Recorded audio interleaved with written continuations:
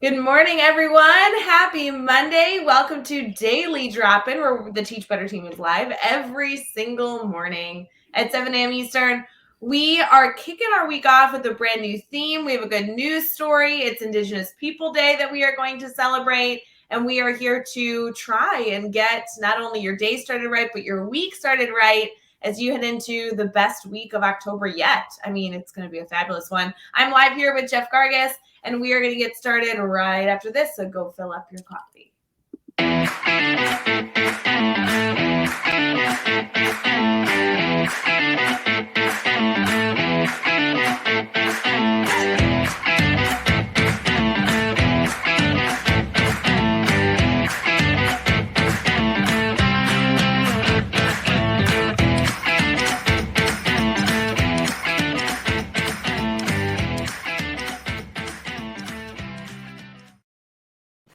Good morning. Good morning. Hey, Jeff. Happy Monday, October 11th. October 11th already, which is crazy. Like, it's continuing to go fast, but happy Monday. Happy Monday. Yeah.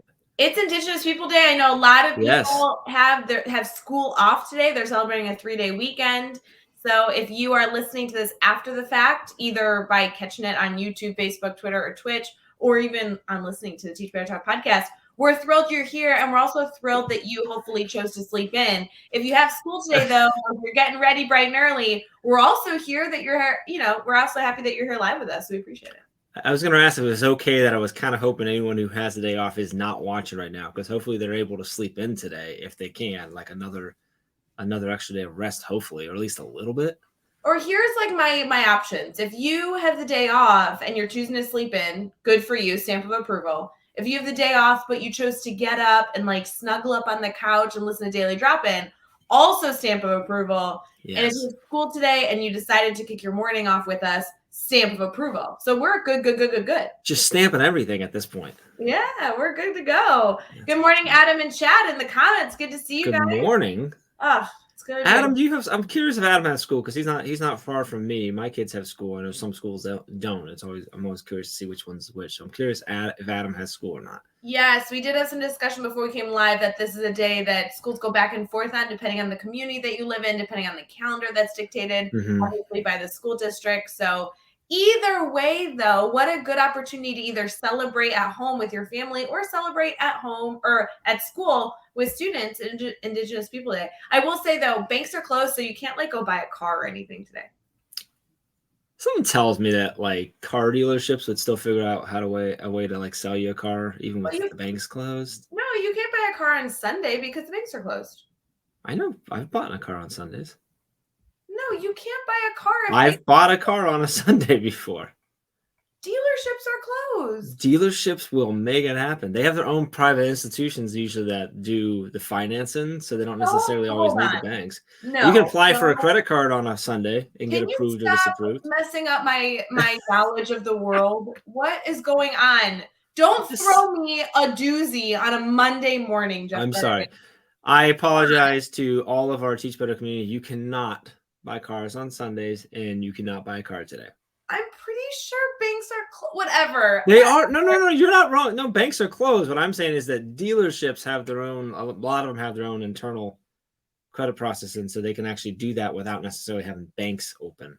Can I sub in a new co-host? Brianne, I see that you're in the comments. Brianne, just jump in here. Help me, girl. She was messaging me yesterday about an outfit choice for Wednesday, and I need to message her again today to be like, hey, so by the by, I need an outfit choice for Wednesday. So is she on Wednesday? No, she's just busy and has a life, and she just wanted to do an outfit decision. And then I was planning my week and realized I also have a big outfit decision on Wednesday, and so I need to message her and be like, "What? Remember that dialogue we had? Let's have it again." What is Wednesday? Is there something going on, or is it just a day you don't have an outfit picked out? She was an important teacher meeting and wanted to look. Oh, okay, gotcha. And for some reason thought that I could contribute. Did you tell her something black? I did not. We were in because last night it was late. It was like midnight or so, probably, right? When I was texting you, I'm like, Ray, what do I wear tomorrow? I don't know what to do. And you're like, black, Jeff, wear a black shirt. You don't have to wear black. And here we are, matching. She was doing the debate, and all the females, okay, men, I'm sure you can too, but level with me here. If you are female and wear dress, or if you're a male and you wear dresses, this is going to be your reality.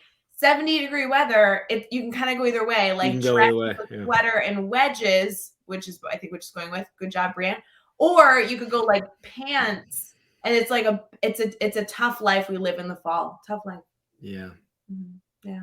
Anyway, good morning, everyone. Good to see you all. Thank you all for being here. Jeff, we typically have a slow start to our Monday morning. It's you and I that go live every single Monday. We kind of catch up on the weekend, and then we'll head into good news, and then get into our theme for the week. How was your weekend? Did you have a good weekend? It was good. We did just family get together for Jonathan's birthday on Saturday, which was great. So that was good. He got a lot of really good stuff, and it was good. We had a good time. Browns lost yesterday by tackling the defensive player or the other opponent player into the end zone for the game-winning touchdown. But that's a whole other story. Wait, that sounds bad. Yeah, the Chargers were down at like our 3, and there's a little bit of time left. And I'm pretty sure the running back was planning to like hit the ground right before they were just trying to get like another yard closer for their field goal kicker, because I think they were trying to kill the time down and stuff. And I'm getting Adam all fired up. And like, if you watch the replay, like he's like stopped, and our guys hit him from behind and take him into the end zone for the win. And there was a whole lot of disappointment in that game, because we started off, we looked great. Then we just fell apart defensively. We let them, it was just big play after big play all game, which was fun to watch from both sides, because there was big plays on both sides. But they had 2 touchdowns where we just like, our safeties were essentially like, hey, your guy's over there, throw it that way, I'm going to run this way.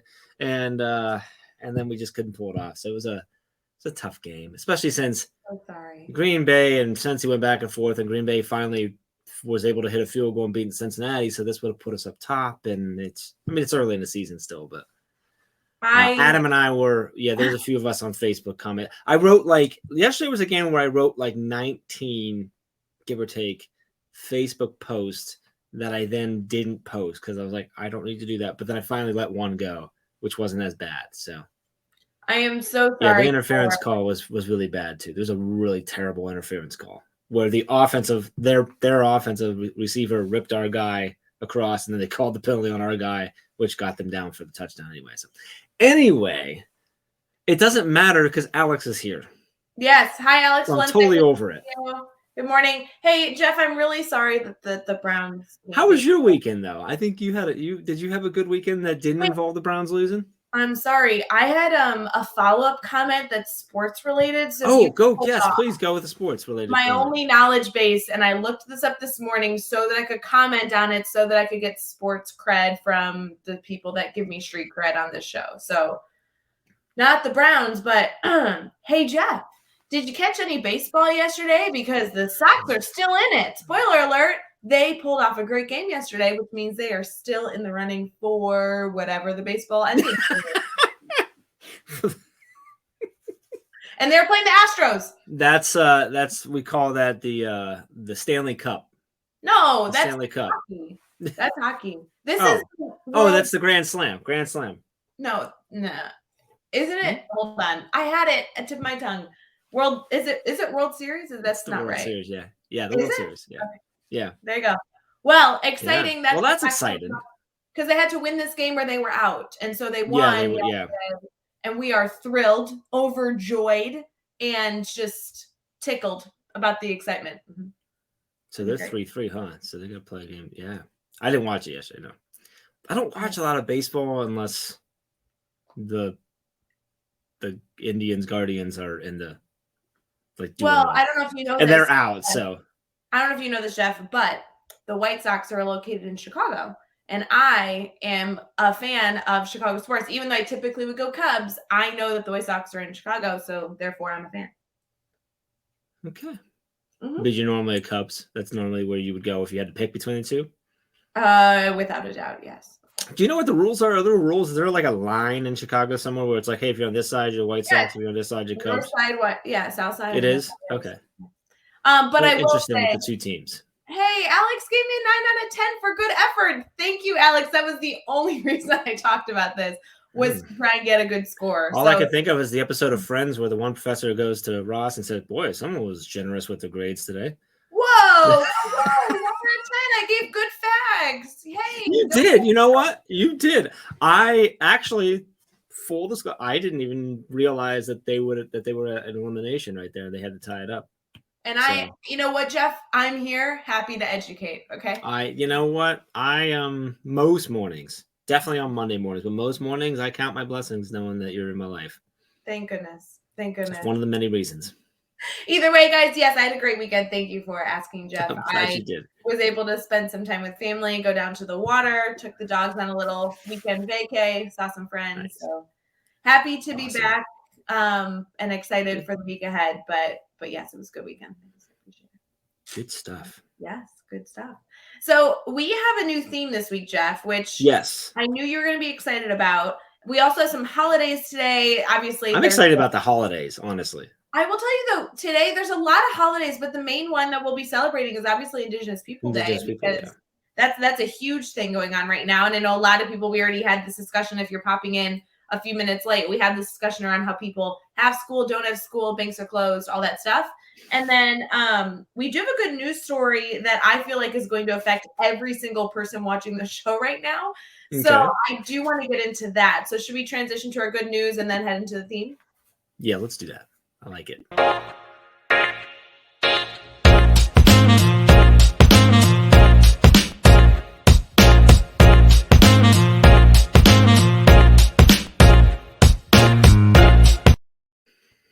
All right, guys, happy Monday. It is daily drop-in time, and we are headed to a good news story as well as the holidays. As many of you know, it's Indigenous Peoples Day, October 11th. For those of you who may not have celebrated this holiday too intentionally in the past, this is the good year to start. Indigenous Peoples Day is celebrated on the second Monday of October, so that's October 11th this year, in honor of cultures and histories of the Native American people. This day is centered around reflecting on their tribal roots and the tragic stories that hurt but continue to strengthen their communities. So we'll continue to celebrate that all day today with all the fun stuff that will be going on. I know a lot of people have school, some people don't have school. Regardless of where you are, choose to celebrate this incredible day in history where we are able to celebrate a very, very important culture. With our good news story, Jeff, I have to tell you, there are two good news stories, and I could not choose which one. It's Monday. Let's double it up. Let's double it up because one is really important and the other is like interesting, and I want to get your opinion on it. Is that fair? Like yes. One we have to talk about, and the other I'm interested in that I think we should like debate. Okay. Let's debate. So this one I saw this weekend, and if you didn't see it, I want to make sure you saw this ASAP Monday morning, October 11th, because McDonald's serves up free thank you meals to teachers and staff across the U.S. I shared that out this morning on my social media because I saw it. I'm like, I wanted to share it over the weekend. I'm like, I'm going to share it Monday morning early. Yeah, you can go get yourself a free meal. Yeah, this was participate in McDonald's. So yeah, so this is cool.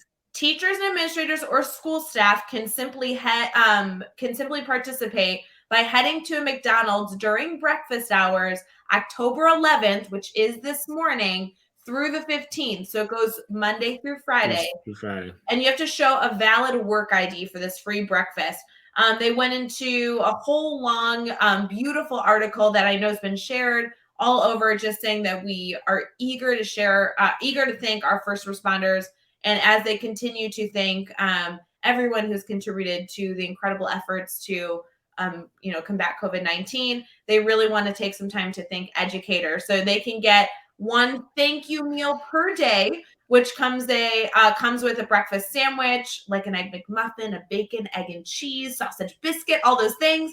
Also hash browns and a hot or iced coffee, which is nice. Wonderful. So you can do this all week long. Shout out to McDonald's that is really making an effort to celebrate educators. So this is a good week. Like, even if you don't like McDonald's, like this is week like to get over that and just go ahead and go get it. Well, and how wonderful is it? We know that everybody is hurting. Staffing is so a challenge. And yet even in the midst of overcoming so many things in the restaurant industry. They're giving back to educators. And I am thrilled to be able to kind of celebrate that McDonald's is doing something powerful. Very, very cool. Alex, you can probably pull off, yes, once per. I bet you can do it per location. Most McDonald's locations are franchises, so they're not going to trade your name.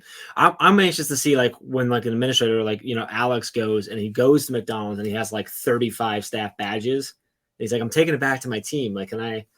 And I want to clarify. We are not encouraging you taking advantage of McDonald's. No. I am 1,000% fully encouraging you to take advantage of McDonald's. Absolutely 100%. I think if you there's a McDonald's every 7 miles. So you can find multiple McDonald's around your school and go out. But you got to do it all. It's all breakfast. So you got to work that out. But you could have a breakfast early on and then go to another McDonald's and have second breakfast, which is my favorite breakfast. Their breakfast hours, though, I don't know what time they open, but 10:30. Breakfast goes until 10:30. Usually 5:30, 10:30, or some of them even open at 4:30. Yeah. So you have a lot. You can go early, hang out with the old guys that are always there telling stories, have coffee, have a meal, then just go through the drive-through after you leave, and it'd be great. Make sure to bring your ID though. That's super important. Make sure you bring your staff ID. Yes. So obviously you should always have that on you, I assume, but keep it in your back pocket this week so you make sure you can get breakfast. Cool. Jeff, the other thing I want to bring up was not really a good news article. I don't really care. I think this article is weird and I want to talk about it. It says these 30 life hacks have saved people up to 4 hours every week around the house. And so when I read that, I was like, oh, our teachers are always talking about, our team members, our Teach Better family are always talking about how they time is limited. Time is the hottest commodity. So I want to look at the 30 life hacks that are saving people up to 4 hours. Life hacks.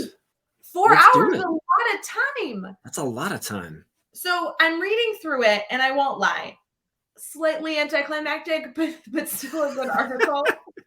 It kind of goes through all the time we spend essentially doing things that we could do more quickly, which okay, fine. Is life hack number 1 shave your head so you don't have to do any hair? No, it's then okay, so here's my argument, and I know I'm rambling. If you're gonna make a list of 30, the first one should be an epic life hack. Don't you think? First run right off the gate. It should get you excited so that you're more likely to look at the Absolutely. other ones. 25 to 30 can be kind of because you get there at that point, you've already saved at least 3.5 hours. So right. And so the first one was already whoever wrote this article needed Carrie Pitstick, who edits our blogs, to be Carrie would have been guys, if you're gonna make a list of 30, that can't start off the list. And so I just want, Good News Network usually does a great job for us. I think they might need to call Carrie Pitstick and have her edit this blog. So I'm not thrilled.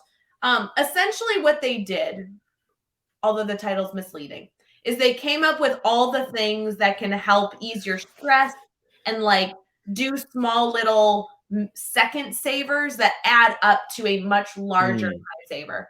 The first one is drying a wet smartphone in rice.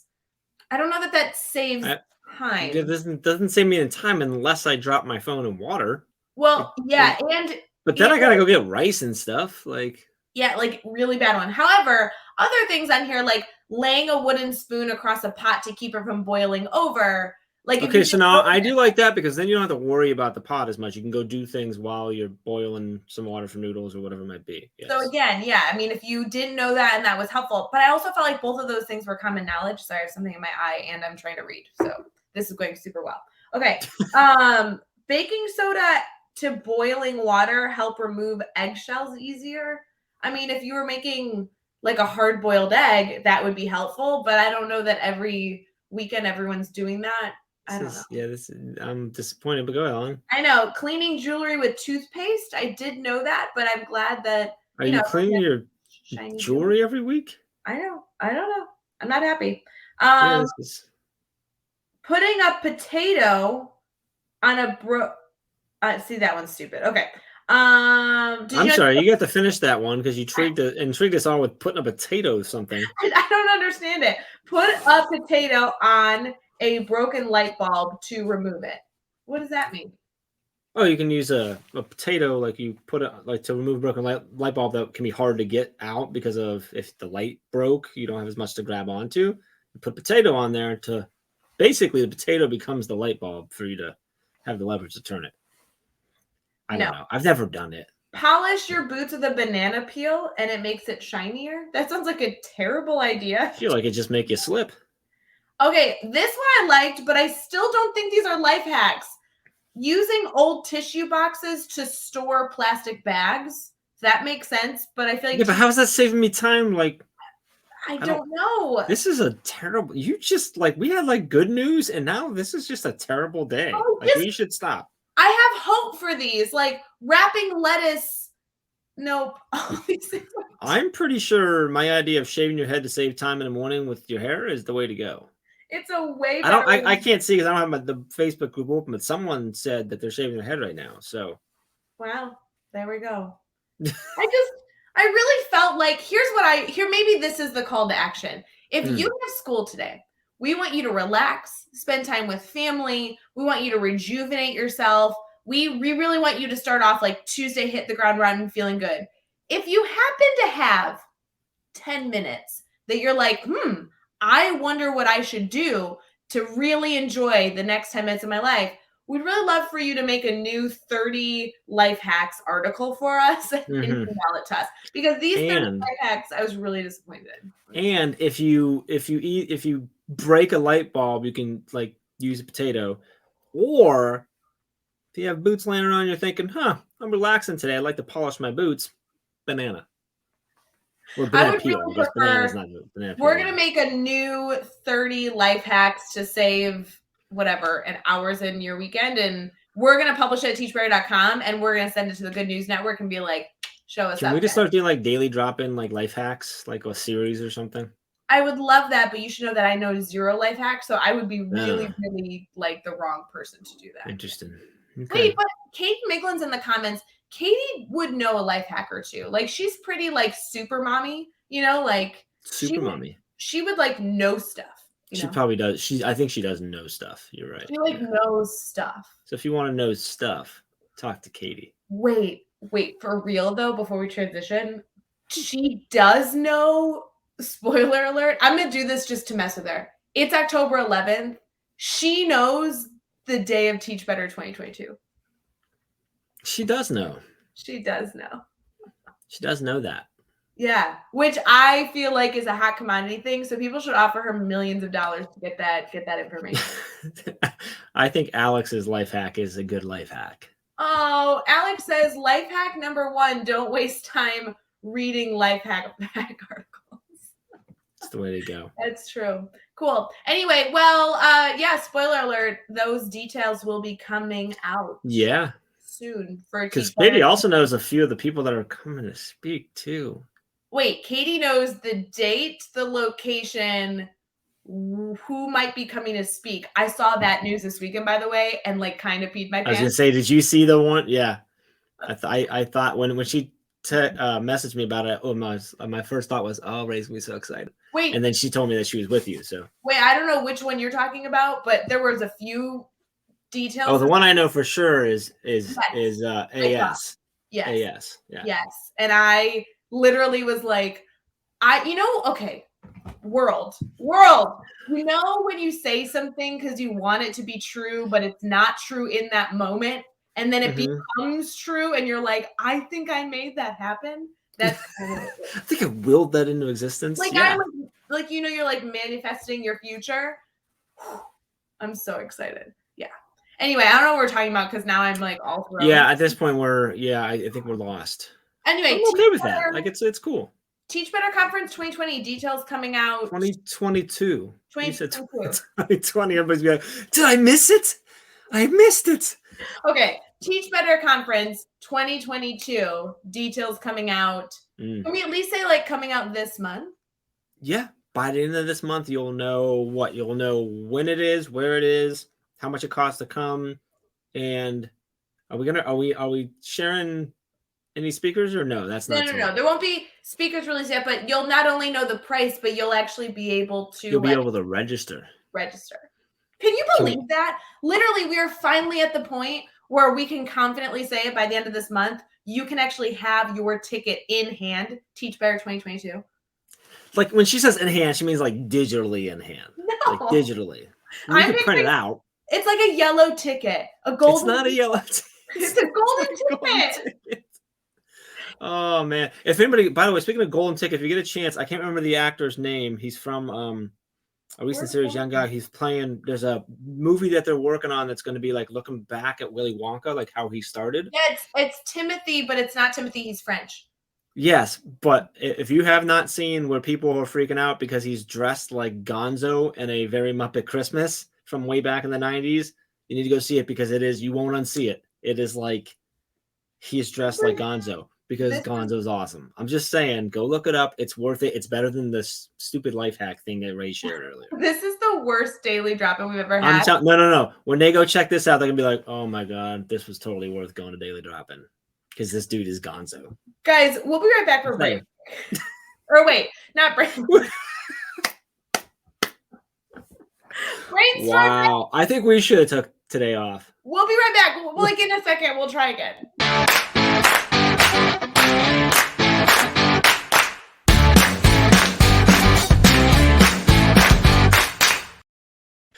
Welcome back to our Teach Better Brain Break. My name is Jeff Gargas, and this is Dave Schmitto with me. No, welcome back to Daily Drop-In. We are live Monday, Tuesday, Wednesday, Thursday, and Friday every morning at 7 a.m. Eastern Time on Facebook, Twitter, Twitch, and YouTube. And you can catch us afterwards. The replays on any of those channels, but also on the Teach Better Talk podcast. If you're in the comments are already going all morning, so it's great. I'm seeing a lot of green hearts, which is awesome. So that's fun. Katie posted a great question of what is happening. We don't know, but we're here and we are into our brainstorm bank section. Wow, I can't speak. Of the morning. This is where you can go to teachbetter.com/brainstormbank and drop in questions, comments, ideas on topics. You can throw potential guests in there. You could throw hi, how are yous in there. We had someone that actually was like, hey, how are you guys doing? I'm like, oh, that's nice. Thanks. You can comment that as well. But this week, we're talking about first steps into mastery learning, which is like, we talk about mastery learning from time to time with the grid method and that being a framework for mastery learning. Obviously, something that we believe in, that we talk about a lot, that we train a lot on all over the country. So excited to dive into this. And Ray, I got excited because I looked and I'm like, ooh, I like this theme because I know that I can ask Ray to give us sort of like the origin stories of Ray, the mastery learning queen. That's what I decided to dub you this morning. You're welcome. Princess? Do you prefer princess or warrior? You want warrior? Nope. No. Warrior? Ninja? Savant. Oh, master learning savant. Oh, okay.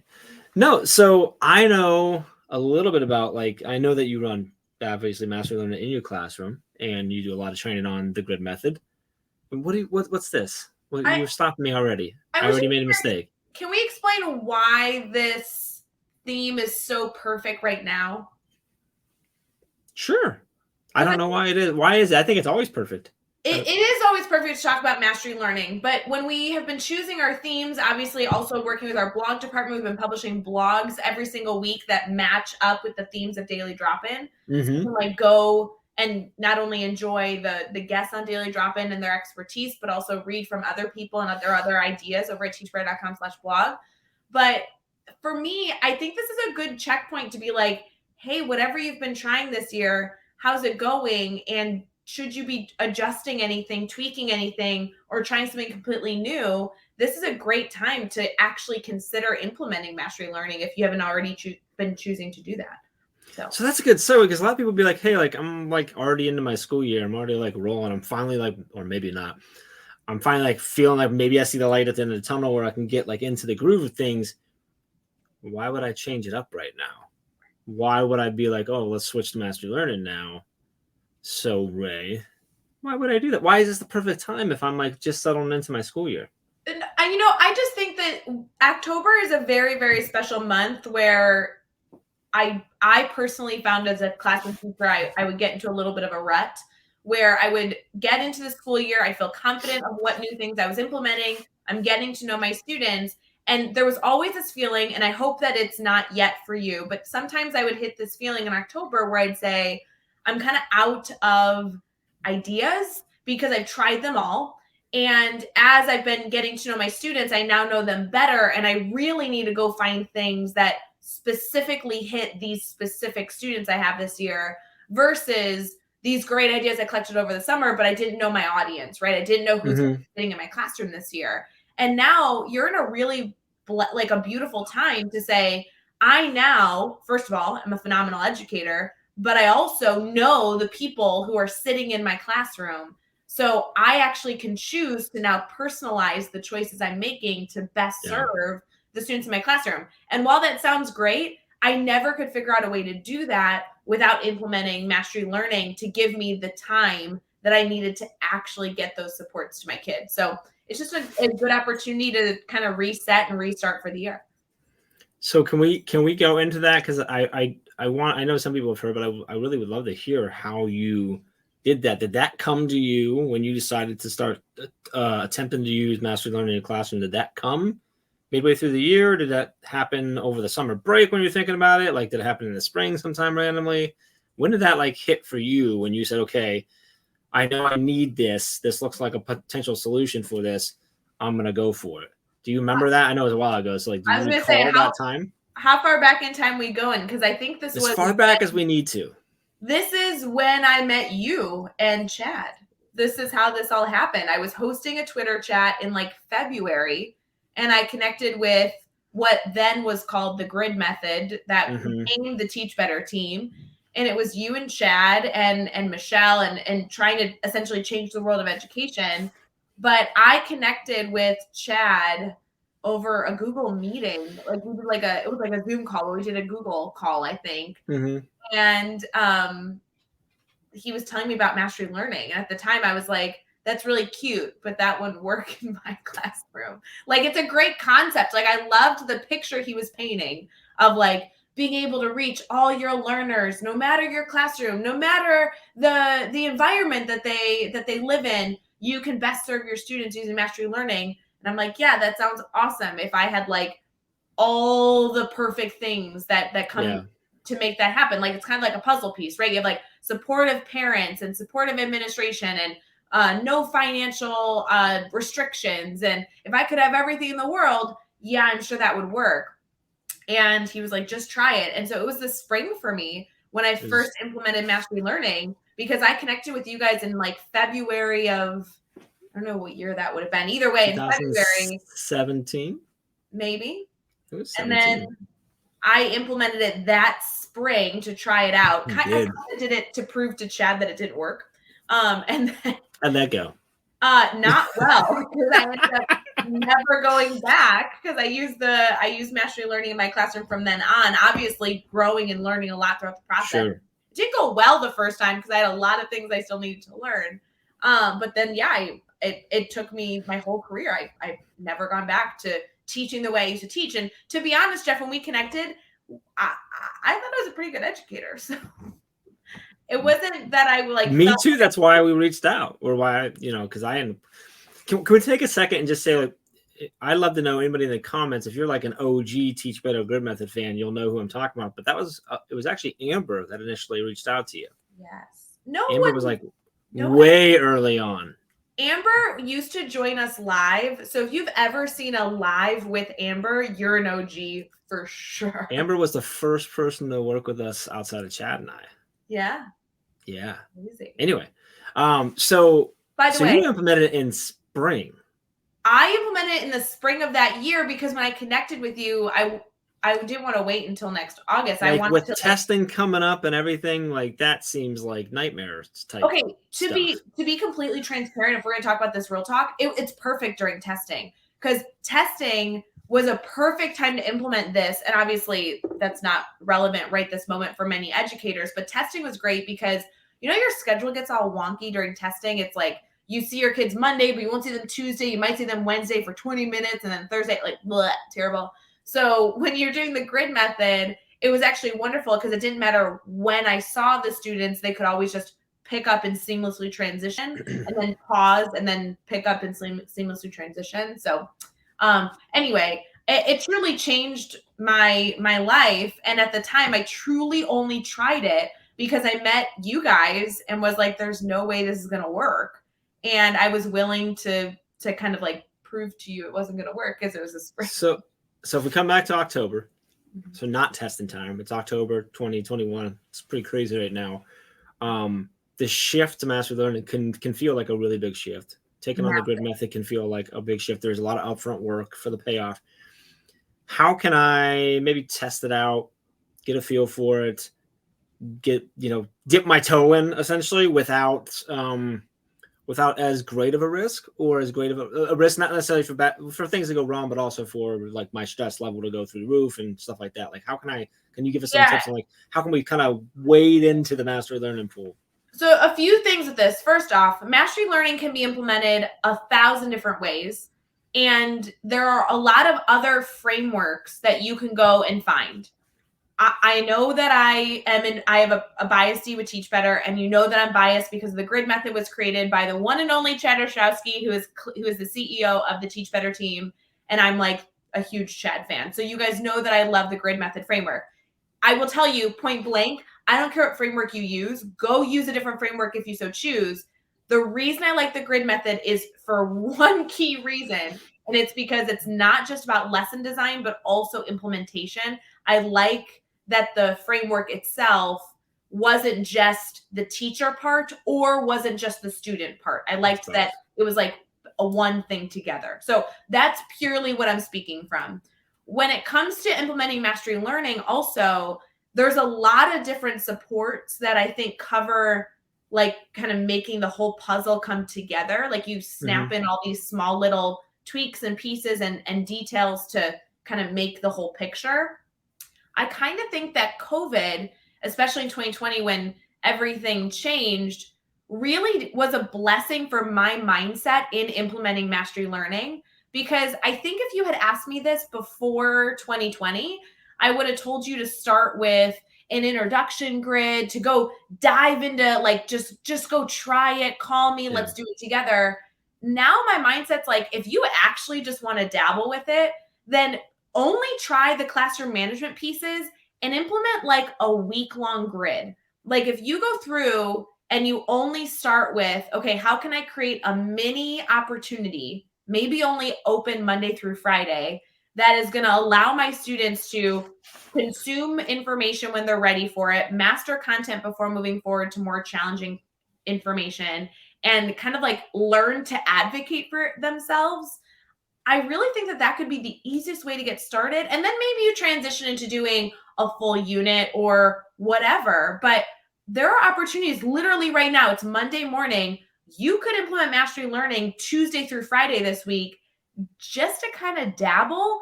And there's a lot of benefit there. I want to do some like FAQs if you don't mind. Can I throw like FAQs at you?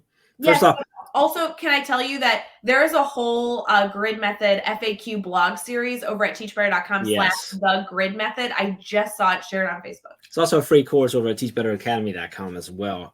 Bree, I just want to touch on Bree mentioned about, I think what she is referencing is our OTES 2.0, which is the Ohio evaluation system, that we have an alignment guide that shows you how the grid method checks off every single box you need to check off to hit that. So, but some of the common questions that we hear all the time are things like, all right, I'm looking at mastery learning and all my kids are moving at their own pace. They're getting content, they're consuming that when they need it. They may be working on different things at different times. When do I teach? It's one of the most common questions we get is, well, when do I teach? And from parents is, well, when are you teaching? So can you address that for us? Yeah. So really what mastery learning can do, should do, whatever, is that it's taking the educator out of the role of being the content delivery system and making the educator a facilitator of the learning experience. And so there's a lot of different answers for when you can teach, because it just depends on your teaching style and what technology you have access to and your preferences and your student body. For me personally, I don't feel like there's a right answer. You can you can do a lot to share information with students, whether you are at the front of the room telling them information or they're consuming through different means, and then you're facilitating their deeper discussion through those concepts. But for me personally, if you want me to give like a black and white statement, I did a mini lesson for the first 6 to 8 minutes in my classroom always, because I loved starting with my classroom kind of all together. I then incorporated little videos and learning opportunities throughout the grid where they were able to learn at their own pace through like video or audio consumption. And then I loved the discussions we were able to have, the conferences we were able to have. I felt like those were like the meat and potatoes of when I was quote unquote teaching, is like strategically asking questions and doing reteaching opportunities all day, every day. It was fabulous. I loved the feeling of that learning environment. I think the 2 big things you hit on were, one, when people say like, when do I teach? Or like Katie said, she just got asked, like, well, when do you teach? People are thinking, when they say teach, they're thinking standing and delivering at the front of the room, direct instruction, as you just described.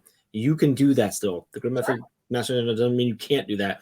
You're not going to do it all the time. You're going to fit it in and make it work where it makes sense. And the other one is what you started with, which is teaching is a different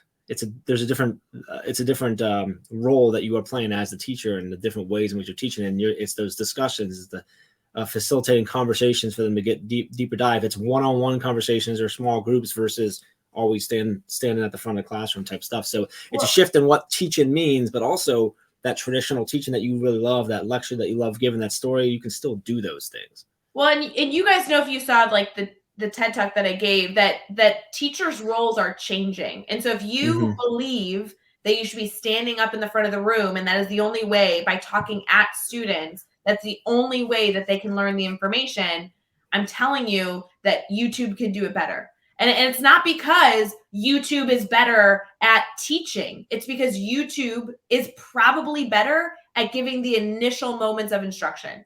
You as the educator are a genius at problem solving, asking questions, like all that stuff, being able to not only just tell them the information, but ensure that they retain the information, have deep thinking around the information, and really can now compare and contrast or infer through that information. That's the power of an educator. And so mastery learning is really allowing the teacher to not only be a robot saying, oh, like Illinois is located in the Midwest, and giving facts, but also then going deeper into that information and allowing the student to make connections and not just spit out the right answer, but truly understand the information and do something with it. And I really think that mastery learning, above all, just gives the teacher time to be an educator. I think it's so interesting, but it's a simplistic form of being able to describe the difference. So go try it. Go try it. It's a perfect time. It's good.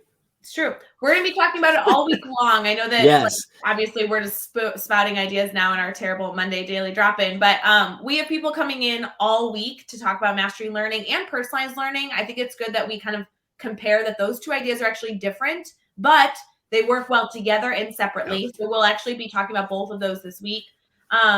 I know we have a recap or a preview that we can do about this week, but I will say that everyone this week is hopefully going to share little tidbits, little suggestions that you can consider doing. And it's not considered doing like next August, like do it next week or later this week or whatever suits your fancy. Can we do that? Can we get in a preview in the week? Get a look at what's coming up? Sure. Let's talk about later this week. Here we go.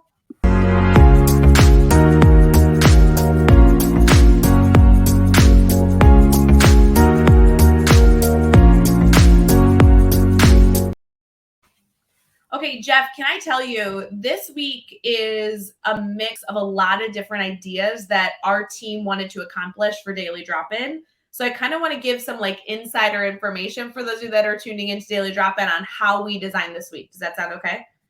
Sounds good. Okay, so I knew kicking it off on Monday would be obviously a tradition with you and I. Tomorrow, Andrea is joining us from the Teach Better team. Andrea is a savant as well in the grid method in using mastery learning.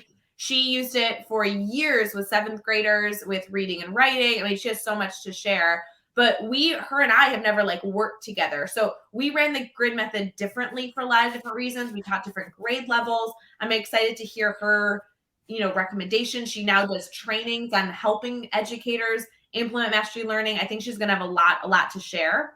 But as we were looking at it, while we did want to focus on the grid method, mastery learning this week, we also wanted to bring in other people that use mastery learning or use personalized learning that aren't on the Teach Better team that have great insight, great recommendations to share. So Wednesday, Paul, oh my gosh, I'm losing his last name. Paul France is joining us. And he's an educator I connected with on Instagram who also has a passion for personalized learning, mastery learning, and does PD on this topic. And I was like, well, let's bring somebody else's voice in, somebody else's suggestions that maybe our team family hasn't really heard, and have him share a little bit on the work that he's able to do. So we had him on a podcast and he was awesome. That guy is, that's gonna be a good daily drop in. That's exciting. So that'll be Wednesday. So this week specifically, you're gonna be able to get like Teach Better team training, but also just other educators sharing their experience and insight on this topic, which I think is cool. Wednesday, Megan is joining us, which you know is gonna be fabulous. Thursday's Megan? Yes, Thursday. I apologize. Okay. Thursday, Megan is joining us from the Teach Better team, and obviously Friday with Brad. So we're gonna have a lot of Megan and Andrea this week. Those are like two OG grid method users.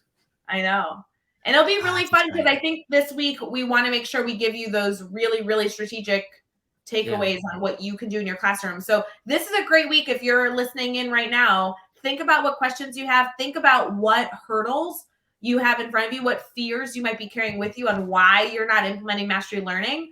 Whether it's an administrator concern, a student concern, a community concern, a teacher belief or best practice concern, like bring those questions this week, because you're going to have people who are ready to discuss. And whether we have the perfect answer for you or not, we'd love to brainstorm a solution if possible. And you're going to have a good crew this week to help you do that.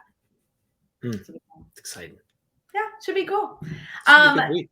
This is going to be a great week. Jeff, are you going to be tuning in all week long? Yeah. I'll be here all week long. I am. I'm usually up. I tune in most days. Yeah. Some days it's got to be like in the background because I'm hustling some kids together and stuff like that, getting them ready to go. But that's how Daily Drop-In was designed, right? It's great. You just set it up, you turn it up loud enough, you can hear it a few rooms away, and you're golden. Fill up your coffee, listen while you're brushing your teeth. Like, that's great. Getting dressed in the morning. Yeah. What do you plan the rest of the day, Jeff? Today, meetings. Oh. A bunch of meetings. I've got a couple meetings with you. I'm on a podcast later, the Break Free from Fear podcast, which is a business-related podcast. And then I've got my Edupreneurs Mastermind later tonight. We get to meet with Andrea and Megan later tonight. I don't know if you knew that or not. You do. I always love meeting. Lots of meetings. My Mondays are typically meetings. I've got some work time where I'm just going to be head down, getting into some project work and stuff that we have going on and stuff too. So it's a good day. What about you? Are you in meetings all day, or are you taking the day off? I have meetings in the afternoon. I'm thinking about going to a coffee shop today. If any of you need any good coffee shop work time and you're in Illinois, Chicagoland area, come hang out. I'm going to go, I think, sit and have breakfast. And I need to answer emails because I don't know if you saw this, Jeff, but I was chatting with Brad on Friday for Daily Drop-In, and he had 3 unread emails, and I had 84, 87. I can't remember the last time I had 3. Yeah. Okay. Well, this morning, because, it's going really well, I'm at 91. So I might go and deal with my emails. You got to snooze. I snooze like crazy so that I can clear my inbox, but I just snooze them. That is not the same. But it clears the little check marks of having things. If I can't get to them today, I snooze them so they pop up on another day where I can get to them quicker. It's something I need to address, but I can't. How's that cheating? They're still there. They're just hidden. It's not cheating when you use something that's built into the system. It's not cheating. Can we have somebody vote? If you were here on Friday, can you vote? That's a feature. That's a feature of Gmail. Let's do that. You're supposed to do that. But that's the purpose of it. It means you have an email that is not. It's unread. It's not taken care of. It should count towards your number. No, because I moved it on to another day because it doesn't need to be read today. That is cheating. I want you to know that the comments are flooding saying that's cheating. I just want you to know. The comments are not flooding saying it's cheating. Just to be very, very clear, if you listen on the podcast, she's lying. They are flooding to be like, Jeff is wrong. Jeff is wrong. Just saying. Jeff, I kind of feel like we shouldn't do Mondays together anymore because we kind of make things a little nutty. It's my feeling. Alex, I 100% agree. It is still an unread email, but it removes I'm telling you right now, I guarantee you, if you snooze those, you're going to feel less stress about it, and then you're going to do a better job getting to them. Because right now, when you open that, you're like, I have to look at 91 emails. But if you're able to snooze a bunch of those, you can address the 4 that you actually need to address today. Versus trying to address the 4, but having the pressure of having 91 emails in there, you adjust them. That's literally why they put that in there. So because the stress of opening up and seeing a huge box full of unread emails is really, really daunting. But if you can eliminate some of that feeling from snoozing them to when you can get to them, you're going to be more efficient at it. So you're telling me that there's like, if I click the 3 dots in the corner, I guarantee it'll change your life forever. Okay. So I need to press, how long do you snooze them for? Depending on what they are. So there's something, I have things that come in my inbox or things that I want to read, that I want to check out, but I don't want to mark read, because if I mark read, then I lose it, right? So I snooze them to a couple of days down the road. Or if I see something, I'm like, oh, I need to address that, but I know I don't have that info yet. I'm going to snooze that to Wednesday because I should get that info on Tuesday. So then I can reply to this person on Wednesday. Wait, so it's like Basecamp that we use. Like you can like move the day that it's due. That's all. Yeah. So I treat my inbox. I have my inbox so that it shows my unread messages first, always on top. And I treat that as like, it's my to-do in there. And if I'm jumping in, I'm like, my goal is to either figure out what I can snooze and then address what I can't. And then when I get in, it's so much less stress dealing with my inbox now. It's crazy. Alex says, what stops you from permanently snoozing a message though? The importance of it. Like, so if I permanently snooze it, then either it apparently wasn't that important to me. So reading it permanently snoozes it. So what are your thoughts if I go to the coffee shop today and I actually do this model where I snooze? This is stressing me out talking about this. I'm not telling you to snooze all of them. Snooze. Let's be honest. You cannot address and take action on 93 emails today. It's not going to happen. That is impossible. You are not going to do it. Right. So you have 2 options. You can stress out about the fact you have 93 emails still again tomorrow morning, or you can assess the 93 emails and move what you can and cannot attack, and then actually attack the things you do. Otherwise, you're going to wake up tomorrow and go, I have 87 emails and I'm still stressed, versus waking up and not having 87 emails, having 5 because you're going to address 5 more tomorrow. And that's how you can get caught back. I'm telling you right now, like I will challenge anyone on this. It has completely changed my life. I'm not saying you're wrong. I'm not saying you're wrong. I'm willing to try it, but I want to let you know that tomorrow I won't nearly be as stressed as I am today, because tomorrow I'm live with Andrea, and that's going to be fabulous. So to address Alex's question, if you read it before snoozing it, then it's read, but when you snooze it, it'll pop back up as if it's brand new that day. So you'll get it again, so you can address it again. Okay, I'm going to try this. Maybe can someone in the Teach Better family check on me later? I might be in a fetal position in the corner. I really hope I'm not. So this is it's a wellness check. If someone could do a wellness check. A wellness check on Rae and her email game. It's been great for me. Probably not right for everybody. I don't know if Alex could do it. I think it would drive Alex crazy. Also, Jeff, we didn't talk about this, but I have really big plans this weekend. At some point, we got to talk about. You have plans this weekend? Like a huge, like a bucket list item plans this weekend. By the way, we have to talk about that. Is it going camping with the Cub Scouts? Because that's what I'm doing this weekend. No. Oh. No, that sounds terrible. All right, we got to get out of here, guys. Andrea, I'm really excited. I see you in the comments. I can't wait to be live with you tomorrow morning, and I'll see you later today because, I love you. And I'm going to try this snoozing thing with my emails, and someone hopefully will check on me later to see if I'm still breathing. Jeff, Alex, you can email me later. I'll help you get through this. I think he's upset with me right now. He's trying to figure out what's going on. If I can't find the snooze button, Jeff, can I just text you? Sure. Okay. So if anybody is trying this today and they can't find the snooze button, can they just email or text you? By the way, yeah, that's in Gmail. I'm not sure if other applications have that or not. Mine is in Gmail. So. I'm in Gmail. It's fine. I know we're a Google company, so yeah. Okay. Good luck to you.